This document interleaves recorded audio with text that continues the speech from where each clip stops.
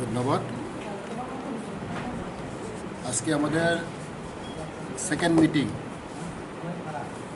আমি প্রেজেন্ট হওয়ার পরে এটা দ্বিতীয়বার আমাদের সেন্ট্রাল এক্সিকিউটিভ কমিটি মিটিং। আমাদের একটা এজেন্ডা আজকে to discuss present political situation and miscellaneous, এই দুইটাই বিষয় নিয়ে আমরা আজকে আমাদের সিসি মিটিং পার্টি IPFT এখন শুরু হতে যাচ্ছে। নমস্কার।